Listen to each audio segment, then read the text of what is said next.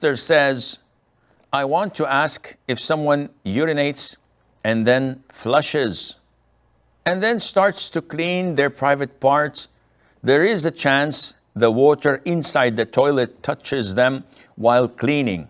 Does that have any impact on your purity? What if we had not flushed?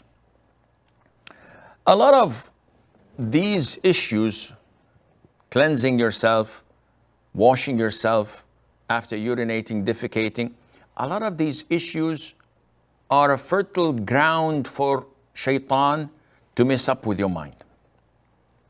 The devil comes and it's his playground to mess up with you. So what to do? First of all, today's toilet seats are not designed in a way that could be helpful to ensure that nothing comes back to you. But generally speaking, we have guidelines. We have rules in Islam.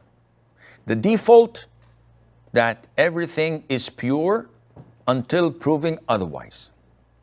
So if you flush, the water that remains inside is clean, is pure. There's no najasa. All the impurities have gone down the drain. So this is pure. What about if I did not flush? I'm using a lot of water to wash myself. And I sometimes feel that there might have been some splashes. Might have. As long as it is might have, this means that the possibility that it might not have. So it's a 50-50. Whenever there's doubt, always implement the rule of certainty. What is certain? That this is pure, that this is pure, that this is pure. Unless proven otherwise. What do you mean proven otherwise? There's a brown stain on my thobe. Yeah, but is it najasa or is it oud and perfume? Well, I don't know. You don't know, it's pure. It might be, as long as it's not 100% certain that it is a najasa, it is pure. Take a smell. Wow, this stinks. This is najasa, because now you are certain because of one of the characteristics, which is the smell of a najasa. End of story.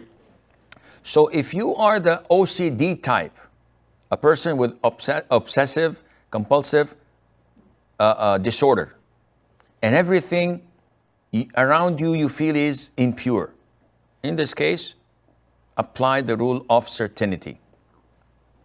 But if you are not, you're a normal person and usually you never get these thoughts, and once every blue moon you have a strong feeling that you might have splashed najasa back to you.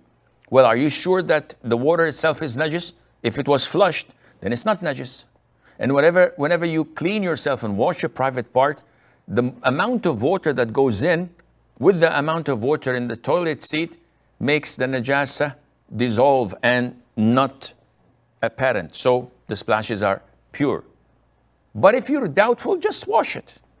Wash whatever area in your body you feel that water might have spoiled it or soiled it or splashed najasa onto it, and this is does the job. But the default is no, it is pure, and don't work your mind a lot on this.